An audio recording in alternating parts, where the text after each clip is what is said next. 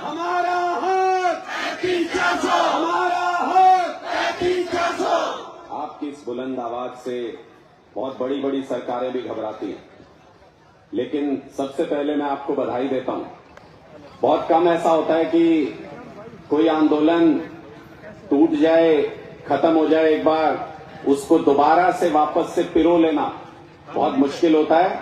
इसके लिए जो भी आपकी वर्किंग कमेटी नई बनी है या बन रही है, या जो भी साथी संगठित हुए हैं, मैं उन सबको बहुत बहुत आभार भी व्यक्त करता हूं और मैं उन सबको बहुत बधाई देता हूं कि आप सबको दोबारा से सुर में पिरो पाए। देखो, आपके 35,400 के हक के बारे में मैं पहले दिन से बोलता रहा हूं, और इसलिए बोलता रहा हूं क्योंकि मुझे जायज लगती है मांग। आपके जो तर्क हैं, लोकतंत्र में तर्क चलता है, लोकतंत्र में वाजिब बात अगर कही जाए और बहुतायत में अगर कोई कह रहा हो तो उस बात का महत्व होता है। आप लोगों ने पहले दिन से जो आर्ग्यूमेंट बनाया कि क्यों आपको 35,400 मिलना चाहिए, वो एक जायज आर्ग्यूमेंट था। फिर उसके बाद आपने जो वर्क प्रोफाइल दिखाया कि क्या क्या काम आप लोगों को अपने डिपार्टमेंट में करना पड़ता है, उसके हिसाब से भी ये 35,400 की आपकी मांग जायज थी। जैसे संगठित होकर आप सब लोगों ने एक एक क्लर्क ने इकट्ठे होकर के जैसे आवाज उठाई, उस नाते से भी लोकतंत्र में आपकी मांग जायज है। लोकतंत्र में सिर गिने जाते हैं, और अगर बहुत सारे लोग इकट्ठे होके संगठित होके किसी एक मांग के लिए दबाव बनाते हैं तो सरकारों को वो मांगे माननी पड़ती हैं। ये लोकतंत्र की पहचान है। लेकिन हाल फिलहाल में हम देश में ऐसी सरकार देख रहे हैं जो किसी की भी मांग को मानने के लिए तैयार नहीं है। आप इस संघर्ष में अकेले नहीं हो। सरपंच अपनी मांगे लेके गए, उनको भी लाठियां मारी। ओपीएस के कर्मचारी ओपीएस मांगने के लिए गए, उनको भी लाठियां मारी। महिलाएं अपना मान सम्मान की रक्षा के लिए जाती हैं, उनको भी लाठियां पड़ती हैं। किसान बॉर्डर के ऊपर बैठा है, हरियाणा और पंजाब के बॉर्डर के ऊपर एमएसपी मांग रहा है, उसको भी लाठियां मार रही है ये सरकार। उसके रास्ते में भी कीले गाड़ दिए हैं। इसका मतलब सिर्फ इतना नहीं है कि हमारे मांगने में वो जोर नहीं है।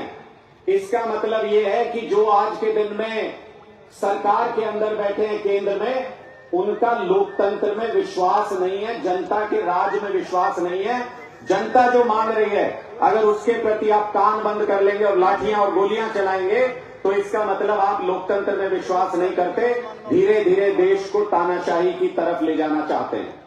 तो लड़ाई सबसे पहले ये है, अगर कोई भी लोकतांत्रिक सरकार होगी, देश में हो या हरियाणा में हो, कोई भी ए बी सी कोई भी लोकतांत्रिक सरकार अगर होगी, आपके लिए अपनी मांगे मनवाना कोई मुश्किल काम नहीं है। आप इतने संगठित हो, इतनी संख्या में हो कि आपकी मांग सरकार को माननी पड़ेगी। लेकिन शर्त यह है कि वो सरकार लोकतंत्र में विश्वास रखने वाली सरकार होनी चाहिए। आज के दिन में जो केंद्र में सरकार बैठी है, वो लोकतंत्र में विश्वास रखने वाली सरकार नहीं है। कई ऐसे उदाहरण मैं आपके सामने रख सकता हूं।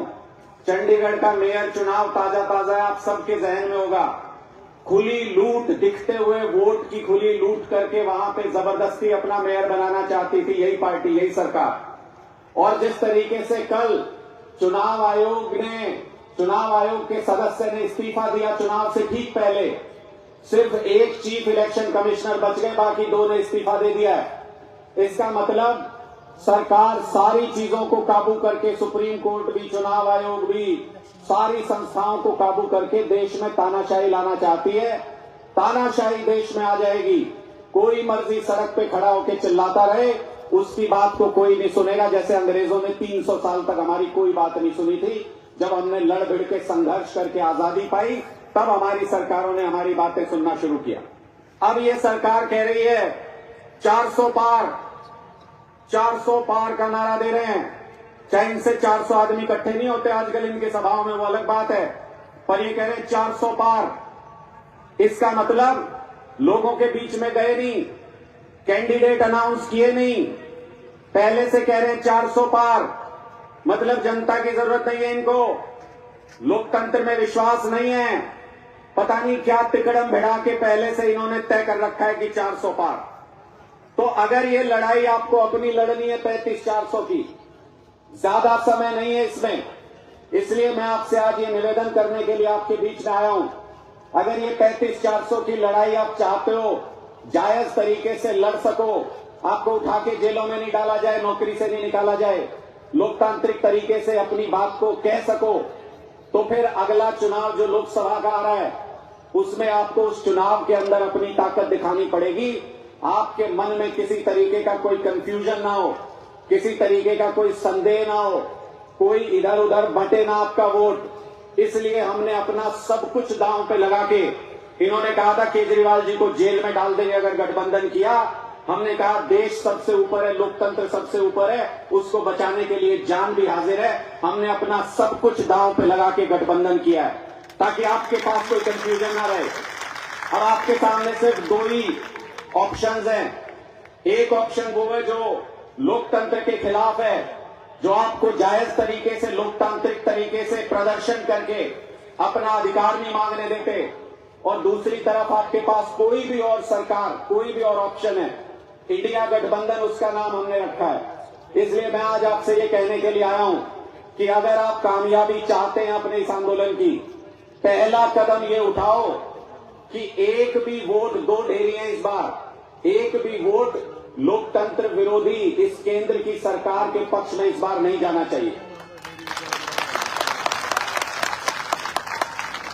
और भी साथी आपके पहुंच रहे हैं, मुझे पता है आज आपका सोनीपत और झज्जर के साथी मुझे बताया गया है कि टीमें यहां पे पहुंच गई हैं। इनका भी बहुत बहुत स्वागत है। मुझे पता है कि आप लोगों का संख्या बल, आप लोगों की एकता बहुत मजबूत है और शाम होते होते ये पूरा ग्राउंड भर देंगे आप, मुझे इस बात में कोई संदेह नहीं है। लेकिन आज मेरी थोड़ी सी मजबूरी थी, जब तक मेरे पास निमंत्रण लेकर के आपके साथी आए इस कार्यक्रम का, उससे पहले कुरुक्षेत्र में अरविंद केजरीवाल जी और भगवंत मान जी का कार्यक्रम तय हो चुका था। 1 बजे का समय वहां पे है, मुझे वहां पे पहुंचना था। इसलिए मैंने ये कहा कि मैं अपनी बात आपके समक्ष, जितने भी साथी होंगे मैं रख जाऊंगा। जो भी बात मैंने कही है, मैं आपका आभारी होऊंगा अगर आपके बाकी साथी यहाँ पे पहुंचे, आप उनके साथ ये बात साझा कर सकें, ये विचार साझा कर सकें कि इस लड़ाई को अगर अगले दौर में ले जाना है तो फिर हमको सबसे पहली लड़ाई जो आने वाला चुनाव है, लोकतंत्र में कोई भी लड़ाई सिर्फ वोट के जरिए ही लड़ी जा सकती है। अगर सरकार को ये लगेगा कि आपके अंदर हराने और जिताने की ताकत है तो सरकार अपने आप घुटनों पे आएगी, आपके पास मांग आपकी लेकर के आएंगे कि ये मांग हम पूरी करना चाहते हैं। इसलिए सारे साथी, अपना परिवार, आप लोग हजारों की संख्या में हो और आप लोग हरियाणा के अंदर लाखों वोट प्रभावित कर सकते हो।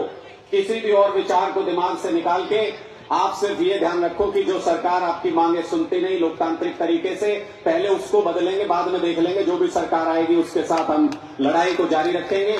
आपकी जो भी सरकार भविष्य में आए, आपकी इस लड़ाई के साथ हमेशा हमेशा आपके साथ खड़ा